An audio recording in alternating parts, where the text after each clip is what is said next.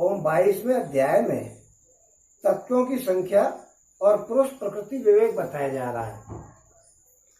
ओम उद्धव जी ने कहा कि हे विश्वेश्वर, हे प्रभु, ऋषियों ने तत्वों की संख्या कितनी बतलाई है? आपने तो अभी 19वें अध्याय में 9, 11, 5 और 3 अर्थात कुल 28 तत्व बताए। अब ये 9 कौन कौन से बताए थे उन्होंने? प्रकृति, पुरुष, महतत्व, अहंकार और 5 तन्मात्र। और 5 कौन से? 5 ज्ञानेन्द्रियां, 5 कर्मेंद्रियां और 1 मन। ये 11 हो गए। और 3 गुण हो गए, सत रज और तम। और 5 महाभूत हो गए। इस प्रकार भगवान ने जो है वो 28 गुण बताए हैं। प्रकृति, पुरुष, महतत्व, अहंकार और 5 तन्मात्र और 5 ज्ञानेन्द्रिय, 5 कर्मेंद्रिय और 1 मन और 5 महाभूत और 3 गुण अर्थात सत, रज और तम। सतोगुण, रजोगुण और तमोगुण। इस तरीके से उन्होंने 28 बताया है। ओम किंतु कुछ लोग 26 तत्व बताते हैं, तो कुछ 25 बताते हैं, तो कोई 7 ही बताते हैं, तो कोई 9 अथवा 6 स्वीकार करते हैं। ओम कोई 4 बतलाते हैं, तो कोई 11 बताते हैं। इसी प्रकार किन्हीं ऋषि मुनियों ने के मत में उनकी संख्या 17 बताई गई है। कोई 16 और कोई 13 ही बताते हैं। हे सनातन श्री कृष्ण, ऋषि मुनि इतने भिन्न संख्याएं किस अभिप्राय से बतलाते हैं? चीजें तो वही है जो कन्हैया जी ने बताई है, लेकिन वो इनको किस अभिप्राय से बताते हैं? आप कृपा करके हमें ये बात बताइए।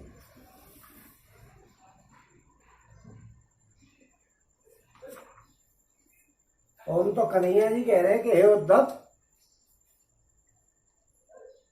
वेदज्ञ ब्राह्मण इस विषय में जो कुछ कहते हैं वो सब ठीक है। जो वेदज्ञ ब्राह्मण हैं, वेदों के जो ज्ञाता ब्राह्मण हैं, तो जो कह रहे हैं वो बिल्कुल ठीक है। भगवान जी किसी की बात को नहीं काट रहे हैं, क्योंकि सभी तत्व सब में अंतर्भूत हैं। किसी ने वो इकट्ठे कर दिए, कर्मेंद्रियां कह करके कह दी, किसी ने मन कर दिया, किसी ने पंचभूत कह दिया, तो इस तरीके से जोड़ दिया उसमें। आपको ये बता रहे हैं और क्योंकि सभी तत्व सब में अंतर्भूत हैं। मेरी माया को स्वीकार करके क्या कहना असंभव है? मेरी माया को स्वीकार करके क्या कहना असंभव है? जो माया में फंस गया वो तो चाहे जो कुछ कर सकता है। और जैसा तुम कहते हो वो ठीक नहीं है, जो मैं कहता हूं वही यथार्थ है। इस प्रकार जगत के कारण के संबंध में विवाद इसलिए होता है कि मेरी शक्तियों को इन्हीं सत रज आदि गुणों और उनकी वृत्तियों का रहस्य लोग समझ नहीं पाते हैं। इसलिए वे अपनी अपनी मनोवृत्ति पर ही आग्रह कर लेते हैं। सत आदि गुणों के क्षोभ से ही यह विविध कल्पना रूप प्रपंच, यानी जो वस्तु नहीं केवल नाम है, उठ खड़ा हुआ है। जो वस्तु है ही नहीं वो खड़ा हुआ है। सत्रह गुण जो होते हैं इनकी वजह से ये दुनिया खड़ी हुई है, वैसे है नहीं। ओम यही वाद विवाद करने वालों के विवाद का विषय है। जब इंद्रियां अपने वश में हो जाती हैं तो चित्त शांत हो जाता है, तब यह प्रपंच भी निवृत्त हो जाता है और उसकी निवृत्ति के साथ ही सारे वाद विवाद भी मिट जाते हैं। ओम हे पुरुष शिरोमणि, तत्वों का एक दूसरे में अनुप्रवेश है, इसलिए वक्ता तत्वों की जितनी संख्या बतलाना चाहता है उसके अनुसार कारण को कार्य में अथवा कार्य को कारण में मिलाकर के अपनी इच्छित संख्या सिद्ध कर देता है। और ऐसा देखा जाता है कि एक ही तत्व में बहुत से दूसरे तत्वों का अंतर्भाव हो गया है। इसका कोई बंधन नहीं है कि किसका किसमें अंतर्भाव हो जाए। ओम कभी घटपट आदि कार्य वस्तुओं का उनके कारण मिट्टी सूत आदि में हो जाता है, तो कभी मिट्टी सूत आदि का घटपट आदि कार्यों में अंतर्भाव हो जाता है। ओम इसलिए वादी प्रतिवादियों में से जिसकी वाणी ने जिस कार्य को जिस कारण में अथवा जिस कारण को जिस कार्य में अंतर्भूत करके तत्वों की जितनी संख्या स्वीकार की है वो हम निश्चय ही स्वीकार करते हैं, क्योंकि उनका यह उपादन युक्ति संगत ही है। जिसने जैसा कर दिया, जिसमें मिला दी गई, ये तो सब एक ही होते हैं, ये कहकर के मिला दिया तो संख्या कम हो गई, अलग अलग कर दी तो 28 हो गई। और अयोध्या जी, जिन लोगों ने 26 संख्या स्वीकार की है वे ऐसा कहते हैं कि जीव अनादि काल से अविद्या से ग्रस्त हो रहा है, वो स्वयं अपने आप को नहीं जानता है, उसे आत्मज्ञान कराने के लिए किसी अन्य सर्वज्ञ की आवश्यकता है। इसलिए प्रकृति के कार्य कारण रूप 24 तत्व, 25वां पुरुष और 26वां ईश्वर, इस प्रकार कुल 26 तत्व स्वीकार करने चाहिए। प्रकृति के 24 तत्व स्वीकार करें, 25वां पुरुष किया और 26वां जो है वो ईश्वर कर लिया। और 25 तत्व मानने वाले कहते हैं कि शरीर में जीव और ईश्वर का अणुमात्र भी अंतर या भेद नहीं है, जीव और ईश्वर में भेद नहीं है, कुछ लोग ये कहते हैं। और इसलिए उनमें भेद की कल्पना करना बेकार है। रही बात ज्ञान की, सो तो सत्वात्मिका प्रकृति का गुण है, सत्वात्मिका पृथ्वी का गुण है। रही बात ज्ञान की, सो सत्वात्मिका प्रकृति का गुण है। तीनों गुणों की साम्य अवस्था ही प्रकृति है। प्रकृति का गुण क्या है? ये 17 गुण है, और तीनों गुणों की साम्य अवस्था ही प्रकृति है। इसलिए 17 जो उत्तम आदि गुण आत्मा के नहीं है, जो तो प्रकृति के हैं, तो उन्होंने प्रकृति में ही घुसेड़ दिया। इन्हीं के द्वारा जगत की स्थिति, उत्पत्ति और प्रलय हुआ है। इसलिए ज्ञान आत्मा का गुण नहीं है, प्रकृति का गुण ही सिद्ध होता है। इस प्रसंग में सतगुण ही ज्ञान है, रजोगुण ही कर्म है और तमोगुण ही अज्ञान कहा जाता है। और गुणों में क्षोभ उत्पन्न करने वाला ईश्वर ही काल है, और सूत्र अर्थात महतत्व ही स्वभाव है। इसलिए 25 और 26 तत्वों की दोनों ही संख्या युक्ति संगत है। बोलो साहब। और हे उत्तर जी, यदि तीनों गुणों को प्रकृति से अलग मान लिया जाए, जैसा कि उनकी उत्पत्ति और प्रलय देखते हुए मानना चाहिए, तो तत्वों की संख्या स्वयं ही 28 हो जाएगी। तीनों गुणों को अलग कर दिया तो 28 हो जाएगी, और प्रकृति में ही घुसेड़ दिया तो वो 3 घट गए, 25 ही रह गए। और प्रकृति और ईश्वर को अलग कर दिया, जीव और ईश्वर को, तो वो 25 रह गए, अलग वो 26 हो गए, और एक कर दिया तो 25 रह गए। और जीव और ईश्वर को जो है वो अलग कर दिया तो 26 हो गए। और उन तीनों के अतिरिक्त 25 ये हैं: पुरुष, प्रकृति, महतत्व, अहंकार, आकाश, वायु, तेज, जल और पृथ्वी, ये 9 तत्व मैंने पहले ही गिना चुका हूं। पुरुष, प्रकृति, महतत्व, अहंकार, आकाश, वायु, तेज, जल और पृथ्वी, ये 9 तत्व मैंने पहले ही गिना चुका हूं। श्रोत्र, त्वचा, चक्षु, नासिका और रसना, जो ज्ञानेंद्रियां हैं 5। श्रोत्र, त्वचा, चक्षु, नासिका और रसना। श्रोत्र माने कान, त्वचा माने खाल, चक्षु माने आंखें, नासिका माने नाक और रसना माने जीभ। ये 5 ज्ञानेंद्रियां हैं। कौन कौन सी है? श्रोत्र, त्वचा यानी कान, शरीर पर खाल, आंखें, नासिका और रसना। ये तो 5 ज्ञानेंद्रियां हो गई। और वाक, पाण, पाद, पायु और उपस्थ, ये 5 कर्मेंद्रियां हो गई।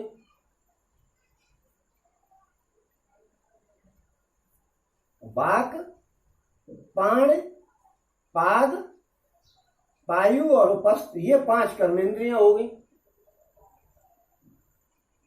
वाक, पाणी, पाद, वायु और उपस्थ तथा मन जो कर्मेंद्रियों और ज्ञानेंद्रियों दोनों ही में है। मन को तो कर्मेंद्रिय और ज्ञानेंद्रिय दोनों माना गया है। और इस प्रकार कुल 11 इंद्रियां तथा शब्द, स्पर्श, रूप, रस और गंध, ये ज्ञानेंद्रियों के 5 विषय हो गए। ज्ञानेंद्रियों के 5 विषय कौन से हो गए? शब्द, कानों से शब्द सुना जाएगा। स्पर्श त्वचा से होगा। रूप जो है चक्षुओं से देखा जाएगा। और रस जो है वो, गंध जो है वो नाक से सूंघा जाएगा। और रस जो है वो जिह्वा से वो मालूम भी किया जाएगा। और इस प्रकार ये ज्ञानेंद्रियों के 5 विषय हो गए। इस प्रकार 3, 9, 11 और 5 सब मिलाकर के 28 तत्व हो गए। और कर्मेंद्रियों के द्वारा होने वाले 5 कर्म होते हैं: चलना, बोलना, मल त्याग करना, पेशाब करना और काम करना। यानी चलना पैर, बोलना मुंह से बोलते हो, मल त्याग करना, पेशाब करना और काम करना। वाक से बोलना, पानी है मतलब हाथ, पाद से चलना, पायु और उपस्थ से मल त्याग करना और पेशाब करना और काम करना।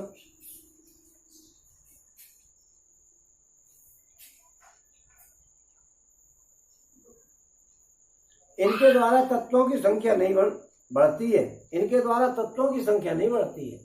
ये तो उनके तत्व हैं, इनके गुण हैं। ये तो ये काम करते हैं, वो इनके द्वारा तत्वों के, ये तो वैसे है ना थोड़े से गड़बड़। ओम इन्हें कर्मेंद्रिय स्वरूप ही माना जाता है। ये कर्मेंद्रिय ही मानी जाती है। इनके इस बात द्वारा संख्या नहीं बढ़ाई जाती है। इनके तो संख्या बढ़ा दी जाती है। ज्ञानेंद्रियों के तो शब्द, स्पर्श, रूप, रस और गंध, इनके 5 जो विषय हैं वो तो बता दिए जाते हैं।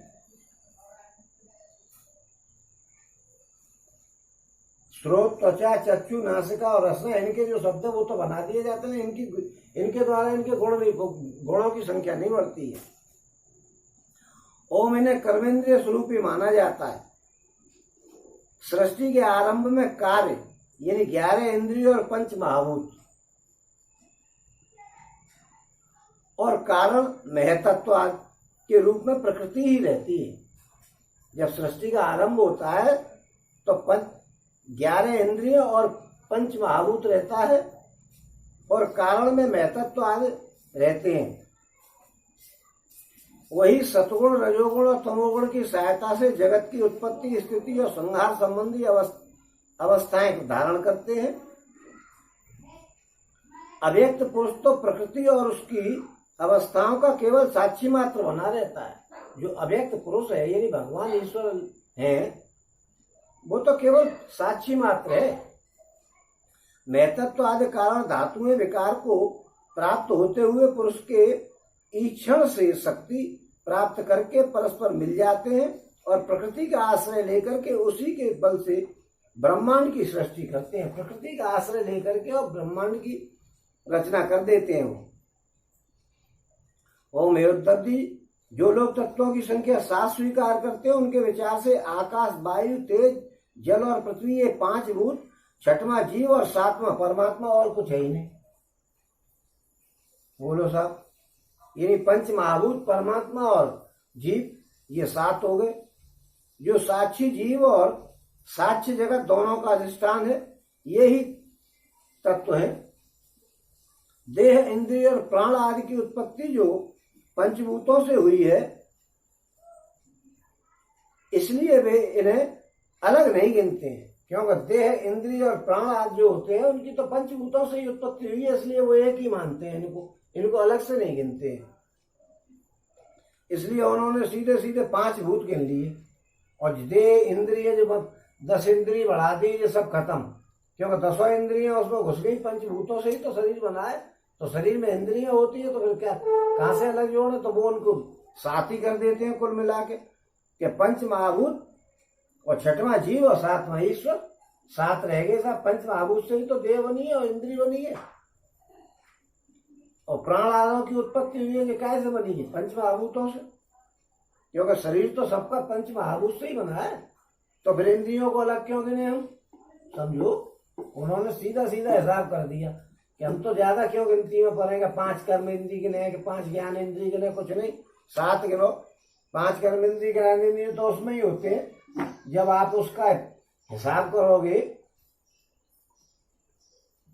कि भैया हमें तो छोटे छोटे और उनके हेडिंग बनानी है, तब उनके 5 और 5 कर्म इंद्रिय 5 ज्ञान इंद्रिय अलग से निकालना कि पंच महाभूतों में जो और होती हैं 10, बाकी तो सब एक ही कर दी उन्होंने। और जो लोग केवल 6 तत्व स्वीकार करते हैं, वे कहते हैं कि 5 भूत और छठा है परम पुरुष परमात्मा। वो परमात्मा अपने बनाए हुए पंचभूतों से युक्त होकर के देह आदि की सृष्टि करता है और उनमें जीव रूप से प्रवेश करता है। इस मत के अनुसार जीव का परमात्मा में और शरीर आदि का पंचभूतों में समावेश हो जाता है। जो लोग कारण के रूप में 4 ही तत्व स्वीकार करते हैं, वे कहते हैं कि आत्मा से तेज, जल और पृथ्वी की उत्पत्ति हुई है। आत्मा से तेज, जल और पृथ्वी की उत्पत्ति हुई है और जगत में जितने पदार्थ हैं सब इन्हीं से उत्पन्न होते हैं। लो साहब,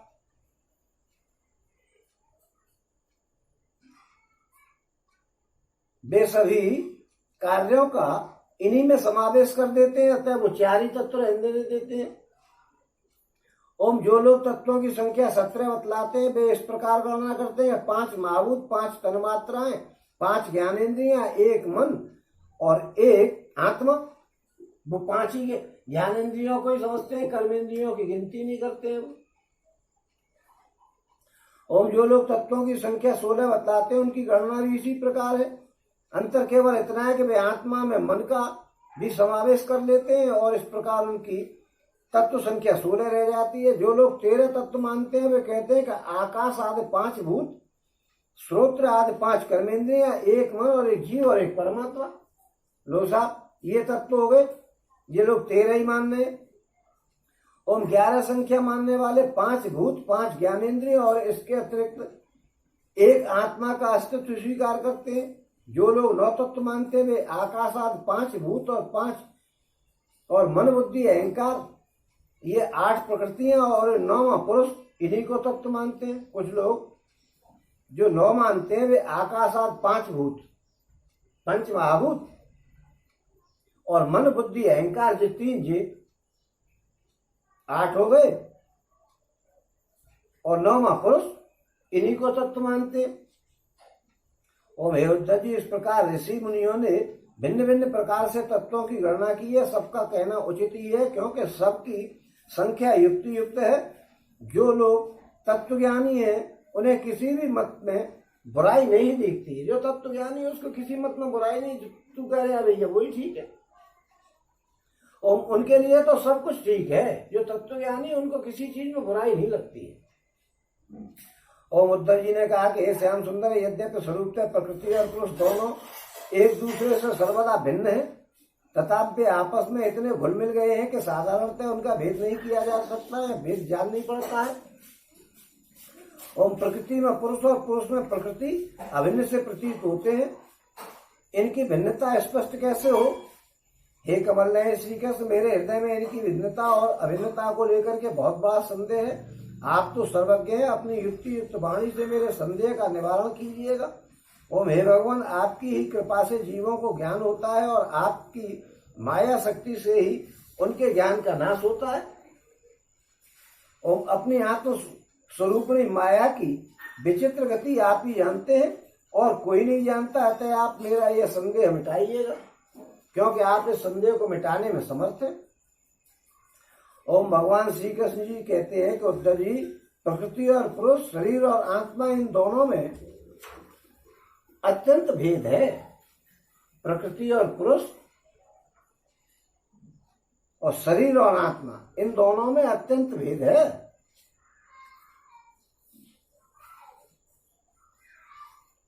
ओम इस प्राकृत जगत में जन्म मरण एवं बुद्धि वृद्धि ह्रास, इस प्राकृत जगत में जन्म मरण एवं वृद्धि और ह्रास आदि विकार लगे ही रहते हैं। इसका कारण यह है कि यह गुणों के क्षोभ से ही बना है, ये गुणों की वजह से बना है। ओम हे प्रिय मित्र, मेरी माया त्रिगुणात्मिका है, वही अपने सत रज आदि गुणों से अनेकों प्रकार की भेद वृत्तियां पैदा करती है। यद्यपि इसका विस्तार असीम है, फिर भी इस विकारात्मक सृष्टि को 3 भागों में बांट सकते हैं। वे 3 भाग कौन कौन से थे? कौन से? आध्यात्म, आदिदेव, अधिदेव और अधिभूत। आध्यात्म, अध्यात्म, अधिदेव और अधिभूत।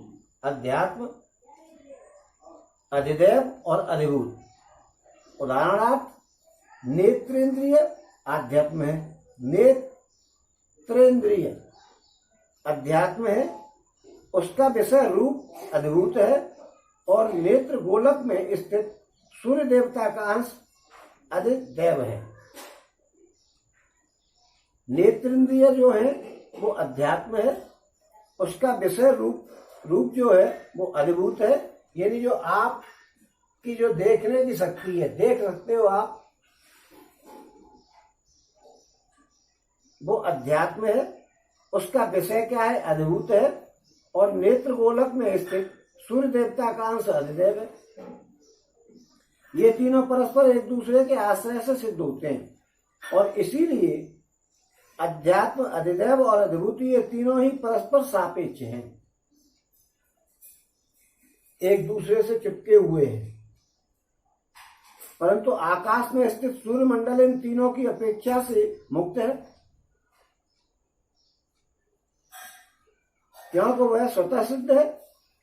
ये तीनों एक दूसरे की सहायता लेते हैं, एक दूसरे के भरोसे एक दूसरे से उम्मीद करते हैं, लेकिन जो सूर्यमंडल है इन तीनों की अपेक्षा से मुक्त है,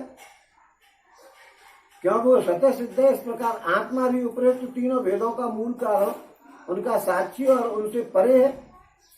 वही अपने स्वयं सिद्ध प्रकाश से समस्त सिद्धि पदार्थों की मूल सिद्धि है, उसी के द्वारा सबका प्रकाश होता है। जिस प्रकार चक्षु के 3 भेद बतलाए गए हैं, उसी प्रकार त्वचा, स्रोत, जिह्वा, नासिका और चित्त आदि के भी 3 भेद हैं। कौन कौन से 3 भेद हैं? त्वचा, स्पर्श और वायु। त्वचा, स्पर्श और वायु। श्रवण, शब्द और दिशा। त्वचा के 3 भेद कौन कौन से हो गए? त्वचा, स्पर्श और वायु।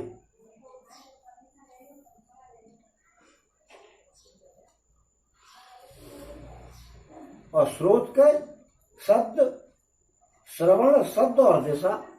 और जिह्वा का जिह्वा, रस और वर्ण। और नासिका का नासिका, गंध और अश्विनी कुमार। और चित्त का चित्त, चिंतन का विषय और वासुदेव। मन का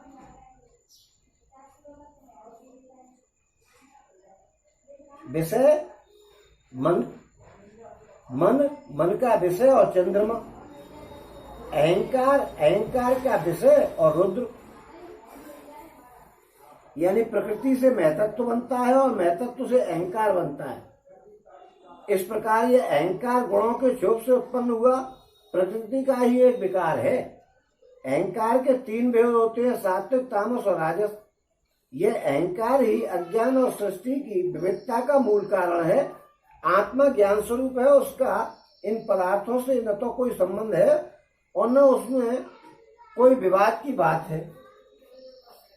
अस्ति नास्ति, है या नहीं, सगुण निर्गुण, भाव अभाव, सत्य मिथ्या आदि रूप से जितने भी वाद विवाद हैं, सबका मूल कारण भेद दृष्टि ही है। इसमें संदेह नहीं कि इस विवाद का कोई प्रयोजन नहीं है, यह सर्वदा व्यर्थ है। तथापि जो लोग मुझसे अपने वास्तविक स्वरूप से विमुख हैं, वे इस विवाद से मुक्त नहीं हो सकते। यानी हरेक के 3 बताए हैं। मन के बताए मन का विषय और चंद्रमा। अहंकार के बताए अहंकार का विषय और रुद्र। बुद्धि के बताए बुद्धि समझने का विषय और ब्रह्मा। इन सभी त्रिविध तत्वों से आत्मा का कोई संबंध नहीं। ओम तो उद्धव जी ने पूछा कि हे भगवान, आपसे विमुख जीव अपने किए हुए पुण्य पापों के फलस्वरूप ऊंची नीची योनियों में जाते आते रहते हैं।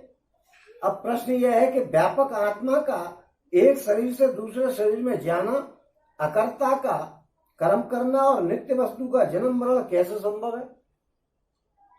ओम हे गोविंद, जो लोग आत्मज्ञान से रहते हैं वे तो इस विषय को ठीक ठीक सोच भी नहीं सकते,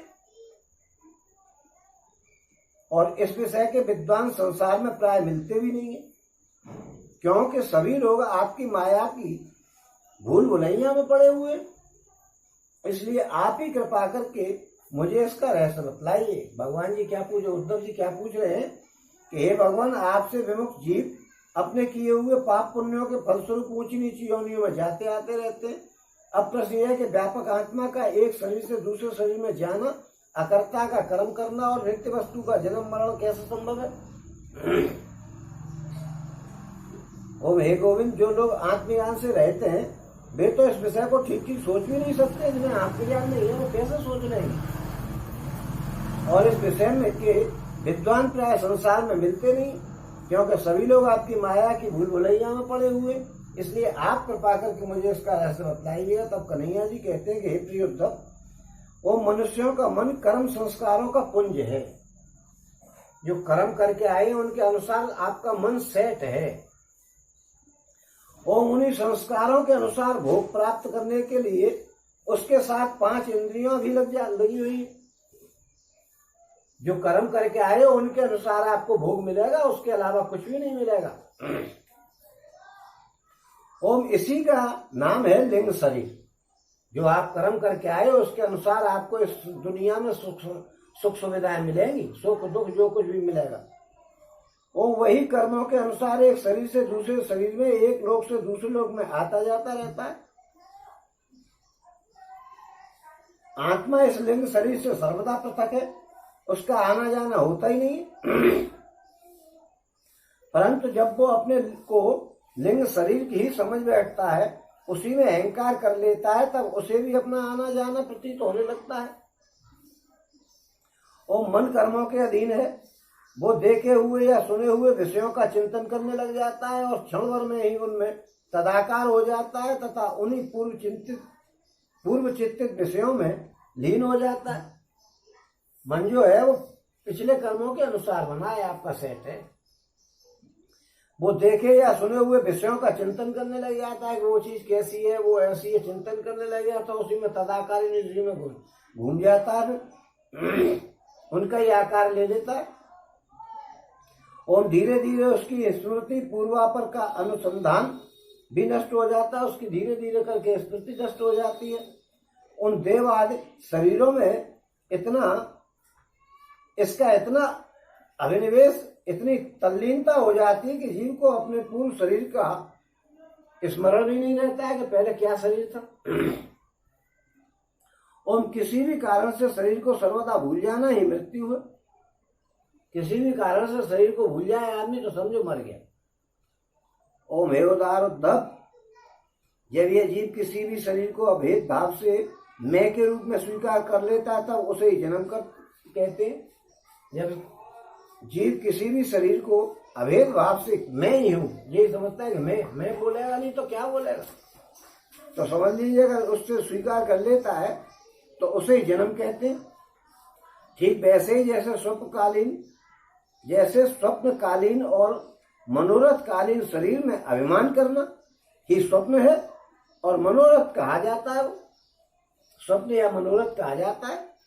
जैसे स्वप्नकालीन और मनोरथकालीन शरीर में अभिमान करना ही स्वप्न और मनोरथ कहा जाता है। ओम, यह वर्तमान देह में स्थित जीव जैसे पूर्व देह का स्मरण नहीं करता है, वैसे ही स्वप्न या मनोरथ में स्थित जीव भी पहले के स्वप्न और मनोरथ को स्मरण नहीं करता है। प्रत्युत उस वर्तमान स्वप्न और मनोरथ में पूर्व सिद्ध होने पर भी अपने को नवीन सा समझता है। पूर्व सिद्ध होता है, पहले से ही सिद्ध होता है, लेकिन वो अपने को नवीन सा समझता है। ओम, इंद्रियों के आश्रय मन या शरीर की सृष्टि से आत्म वस्तु में यह उत्तम, मध्यम और अधम की त्रिविधता भासती है। इंद्रियों के आश्रय मन या शरीर की सृष्टि से आत्म वस्तु में यह उत्तम, मध्यम और अधम की ये त्रिवृत्ता भासती है, इन्हें महसूस होती है। उनमें अभिमान करने से ही आत्मा बाहरी और अभ्यंतर भेद का हेतु मालूम पड़ने लग जाता है। उनमें अभिमान करने से ही आत्मा मालूम पड़ जाता है कि यही बाहर और भीतर का हेतु है। और जैसे दुष्ट पुत्र को उत्पन्न करने वाला पिता पुत्र के शत्रु मित्र आदि के लिए भेद का हेतु हो जाता है, जैसे दुष्ट पुत्र को उत्पन्न करने वाला पिता पुत्र के शत्रु मित्र आदि के लिए भेद का हेतु हो जाता है।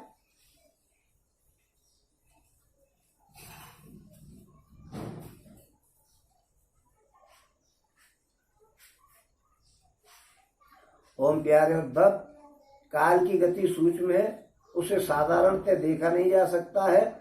उसके द्वारा प्रतिक्षण ही शरीरों की उत्पत्ति और नाश होते रहते हैं।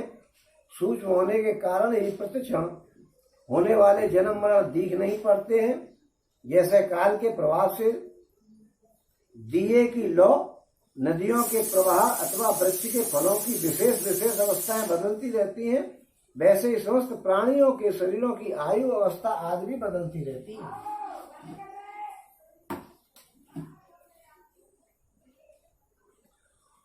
और जैसे यह उन्हीं ज्योतियों का वही दीपक है, प्रवाह का वही जल है, ऐसा समझना और कहना मिथ्या है, वैसे ही विषय चिंतन में व्यर्थ आयु बिताने वाले अविवेकी पुरुषों का ऐसा कहना और समझना कि यह वही पुरुष है, सर्वदा ही गलत है। और यद्यपि वह भ्रांत पुरुष भी अपने कर्मों के बीज द्वारा न पैदा होता है और न तो मरता ही है, वो भी अजन्मा और अमर ही है, फिर भी भ्रांति से वो उत्पन्न होता है और मरता सा भी है। दोबारा सुने, यद्यपि वह भ्रांत पुरुष भी अपने कर्मों के बीज द्वारा न पैदा होता है और न तो वो मरता ही है, वो भी अजन्मा और अमर ही है, फिर भी भ्रांति से वो उत्पन्न होता है और मरता सा प्रतीत होता है। वैसा जीव है ही नहीं, मरेगा और जिएगा कहां से? तो सबरी रात में ये दुनिया में तो। और जैसे कि काष्ठ से युक्त अग्नि पैदा होता है और नष्ट होता दिखाई पड़ता है, लेकिन वो पैदा हुआ और नष्ट हुआ होता कहाँ नष्ट होती है? वो तो आग तो बनी रहती है।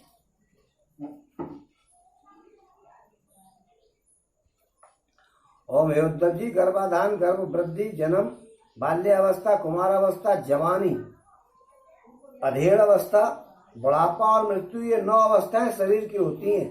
गर्भाधान, गर्भ वृद्धि, जन्म, बाल्यावस्था, कुमारावस्था, जवानी, अधेड़ अवस्था, बुढ़ापा और मृत्यु, ये 9 शरीर की अवस्थाएं होती हैं। और यह शरीर जीव से भिन्न है और ये ऊंची नीची अवस्थाएं उसके मनोरथ के अनुसार ही हैं, परंतु यह अज्ञानवश गुणों के संग से इन्हें अपनी मान करके भटकने लग जाता है और कभी कभी विवेक हो जाने पर इन्हें छोड़ भी देता है। ओम पिता को पुत्र के जन्म से और पुत्र को पिता की मृत्यु से अपने अपने जन्म मरण का अनुमान कर लेना चाहिए कि ऐसे जन्म मृत्यु होते ही रहते हैं। ओम जन्म मृत्यु से युक्त देहों का दृष्टा जन्म और मृत्यु से युक्त शरीर नहीं है, ये दृष्टा शरीर कहाँ है? ओम जैसे जौ गेहूं आदि की फसल बोने पर उगाता है और पक जाने पर काट दी जाती है, जैसे जौ गेहूं आदि की फसल बोने पर उगाती है और पक जाने पर काट दी जाती है, किंतु जो पुरुष उनके उगने और काटने का जानने वाला साक्षी है, वो उनसे सर्वदा पृथक है। वैसे ही जो शरीर और उसकी अवस्थाओं का साक्षी है, वो शरीर से सर्वदा पृथक है। जो शरीर और उसकी अवस्थाओं का जो साक्षी है, वो शरीर से अलग है। और अज्ञानी पुरुष इस प्रकार प्रकृति और शरीर से आत्मा का विवेचन नहीं करते। अज्ञानी पुरुष नहीं कर पाता है इस बात को कि फसल आपने बीज बोया, पक गई और काट दी, लेकिन वो काटने वाला अलग है, बोने वाला और काटने वाला अलग है। ऐसे ही जो शरीर है, इसकी जो अवस्थाएं, इससे वो मुख्य आदमी है वो अलग है। जो इन अवस्थाओं का साक्षी है, वो शरीर से सर्वदा अलग है। अज्ञानी लोग ऐसा विवेचन नहीं करते। ओम वे उसे उनसे तत्वतः अलग अनुभव नहीं करते हैं और विषय भोगों में सच्चा सुख मानने लगते हैं तथा उसी में मोहित हो जाते हैं। इसी से उन्हें जन्म मृत्यु रूप संसार में भटकना पड़ता है। जब अविवेकी जीव अपने कर्मों के अनुसार जन्म मृत्यु के चक्कर में भटकने लगता है, तब सात्विक कर्मों की आसक्ति से वह ऋषिलोक में और देवलोक में, और राजसिक कर्मों की आसक्ति से मनुष्य और असुर योनियों में, तथा तामसी कर्मों की आसक्ति से भूत प्रेत एवं पशु पक्षी आदि योनियों में जाता है। सात्विक कर्मों में मन लगाएगा तो वो देवताओं के पास जाएगा, ऋषि लोक में जाएगा। राजसिक में लगाएगा तो मनुष्य बनेगा या असुर बनेगा, और तामसी बनेगा तो कीड़े मकोड़े भूत प्रेत बनेगा। तामसी कार्यों में मन लगाएगा तो। और जब मनुष्य किसी को नाचते गाते देखता है तो वो स्वयं भी उसका अनुकरण करने यानी तान तोड़ने लग जाता है। जब कोई नाच रहा हो तो फिर तुम्हारे पैर उठने लग जाएगा कि हम भी नाचें। और वैसे ही जब जीव बुद्धि जब जीव बुद्धि के गुणों को देखता है तो स्वयं निष्क्रिय होने पर भी उसका अनुसरण करने के लिए बाध्य हो जाता है। जब जीव जो है